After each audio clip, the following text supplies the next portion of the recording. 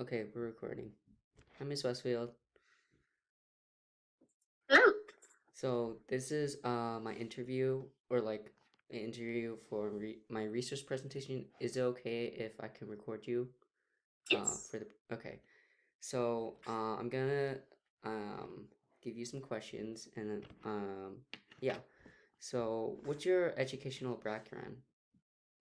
I have, well, obviously, I have like a high school degree, and then I have Mm-hmm. an undergraduate degree in classics with a minor in history from University of Oregon, and then a master's degree in education from University of California, Santa Barbara. Oh, that's nice. Do you have any research interests? Uh, Nothing that I'm pursuing right now. There's a part of me that's always wanted to go back and get a master's in classics as well, aka like studying more Greek and Latin. Some of the things that I have thought about pursuing if I wanted to study more like educational things in Mm-hmm. terms of teaching is like the best ways to have conversations in class, which seems like a kind of a casual thing. But I mean, you've been in class, you know that sometimes you're like, okay, let's Yeah. talk about this topic, and then nobody says anything. Like, I feel like there can be some research done into all the ways that that could happen. Mm-hmm. Other things that I'm just kind of curious about, even though they're not directly applicable to me, is like how we teach language in schools, especially in America in general, how we teach second languages, Like different, because I feel like we like in teach Latin English or in kind of Spanish? straightforward. I mean, so I took Latin in high school and I loved it. But I think any language, I don't know, I feel like I've seen some really good ways of teaching it and some less good ways. And so I'm curious about like more researched methods and like Mm-hmm. longevity, because I know that a lot of people talk about how like, immersion language is really good. But my sister, after I graduated elementary school, elementary school, my younger sister, was in a program where they're like, oh yeah, we're gonna start having one period a day where we just only do Spanish. And that's just kind of like a thing that we're going to integrate into school. And she hated it. And because she hated it so much, she never learned any Spanish because she's like, no, this is dumb. And Right. just like refused to participate. Like, and obviously that's not going to work. So, what is the best way to really make that a thing that's that more like I just feel like more people in America should have a second language at least.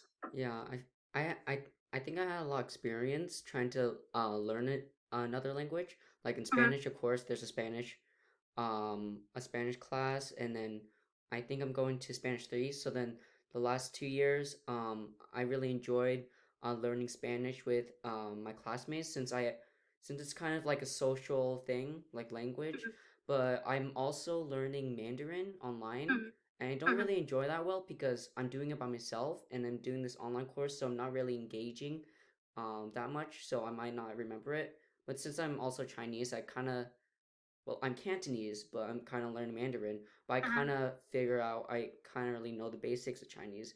But it's kind of not sad, but like I'm not able to actually make a sociable connection in Mandarin, or like I can't really do a test where it's like I'm actually speaking with someone in Mandarin, Mm-hmm. so I'm not actually um, challenging myself in some Right. sort of way. Yeah, I feel like Uh, Latin is kind of interesting that way. Like when I learned it in high school and a little bit in college, it was very focused on reading and writing it. mm-hmm, Where like in high school, we didn't really do any speaking of it. We would make sure we kind of had a vague awareness of how to pronounce things, but speaking it was not a thing at all. But I've also heard of some high school or middle school programs where they're entirely spoken Latin, and it's a lot less on uh, reading or writing it, and especially for a dead language like Latin, I don't know how I feel about like which one of those is best, because in terms of most of the literature you're going to find in this day and age, it's going to be written from several hundred years ago, mm-hmm. um, if not that several thousand years ago. Uh, but is that really the best way to learn and engage in a language? There's a lot you can do. Yeah, Like the brain pathways are different when you're I, gu- speaking it. I guess it Um, like differs from person because when I was younger, I actually had like Cantonese Chinese school, and it was just a lot of cramming of like different words, and I often usually forget them, and that's why I kind of struggle connecting with my family members. Like I can mhm, understand them, but I'm not just I'm not fluent, like really fluent. But for Spanish class and for Mandarin online class, it's more about pronunciation and actually forming sentences and connections, which are actually, I think, better in learning a different language.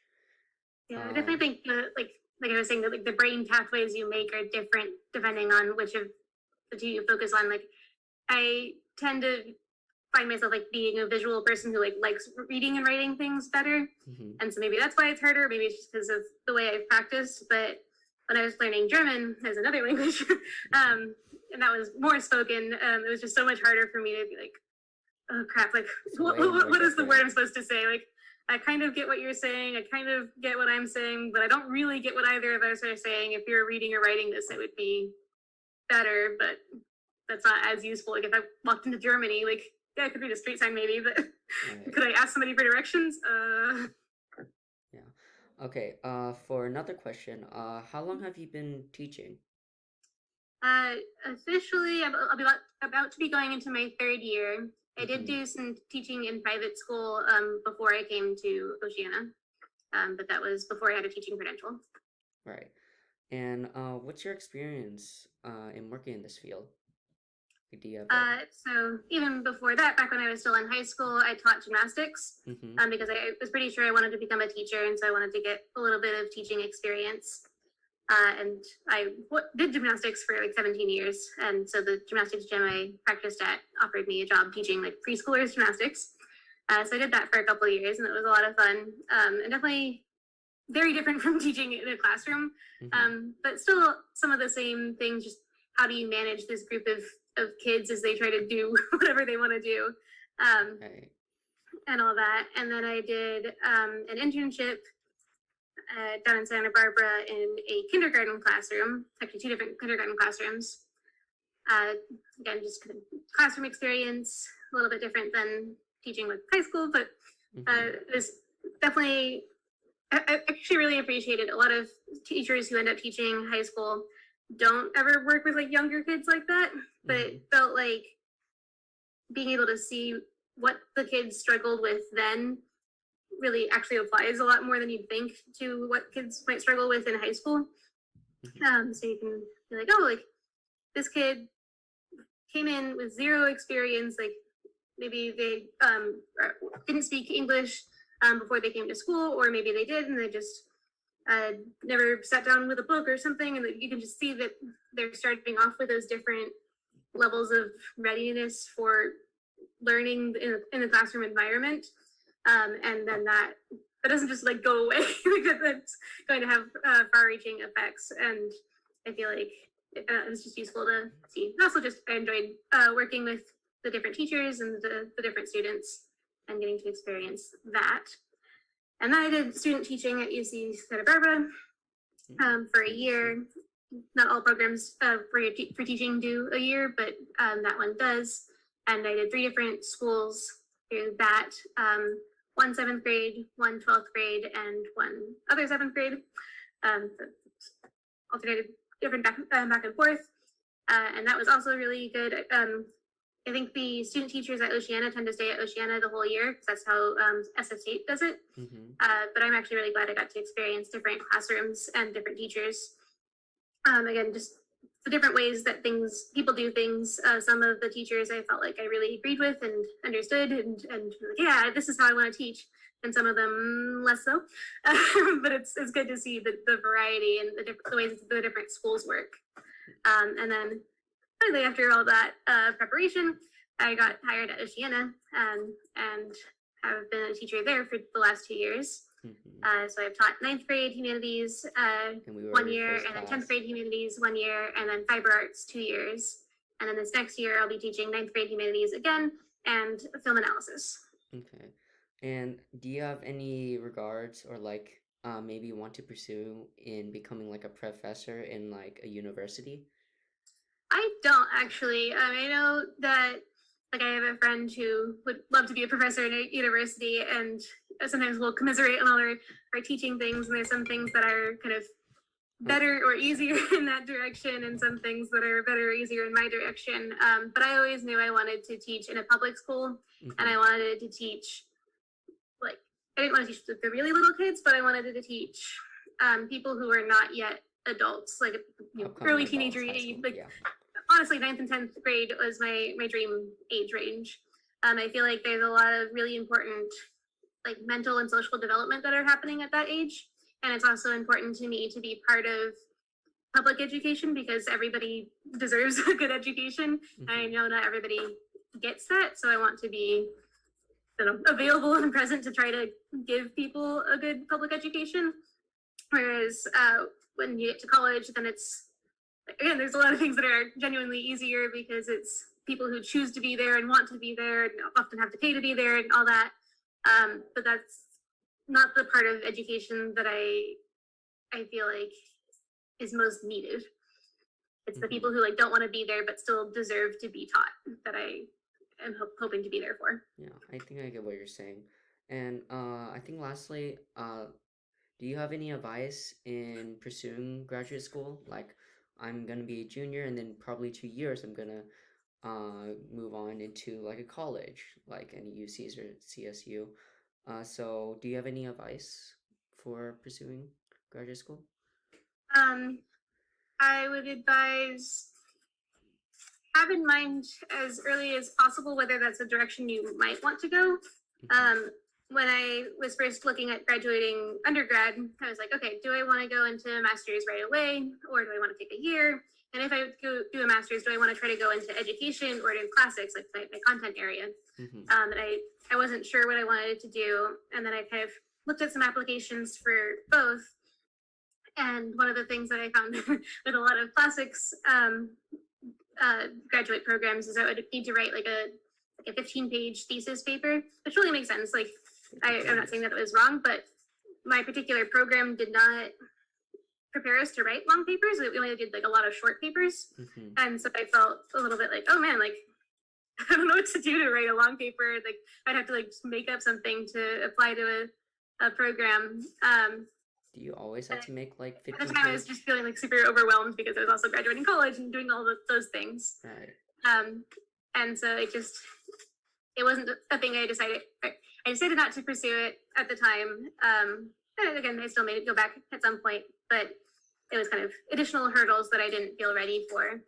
Whereas for applying for an education graduate degree, it was more based on your experience and how you talked about your experience, and there was like interviews, which was like different than just like a different set of requirements. And so I wish I had known earlier what set of requirements was likely, because if I'd known earlier that I would be like, hey, have to write a long paper or have to have a long internship in education, then I could have done that earlier instead of I took like 2 years in between undergrad and grad school to try to figure out like what am I doing and how am I getting there. I think I take and so it doesn't some of that will be very based on college, but some of it is kind of it gets pretty standard for like a graduate degree in classics. Like I should have looked it up and should have known that I would have to write a long paper. So that's just like the practical standpoint. The other thing is just to consider what your goal is and what it's likely to get you. In that for like teaching, which again, I wanted to do teaching, you are not required to have a master's degree in California, but there are some states that you're required to have a master's degree in. So just knowing like, am I likely to teach in California or am I likely to go somewhere else? And is it worth getting a master's degree given how much it costs, and then how much will it impact my career? Because it's not required here, but you do get a bonus on the pay scale. So you get paid a little bit more if you're a teacher with a master's degree, which usually is good. Sometimes people will argue, actually, that makes you more expensive, and so places are less likely to hire you because they don't want to spend more for a first-year teacher. Which, I don't know if that's true. I got hired anyway, but that's just things to keep in mind.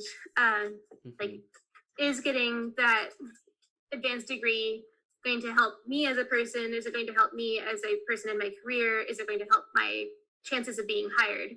Because sometimes people will be like, great, like this person clearly has that extra experience and studies, and so that's good. Or sometimes they're like, oh, like this person is overqualified for our position. I don't want to worry about that, and so they'll hire somebody. People can be overqualified? Yeah, so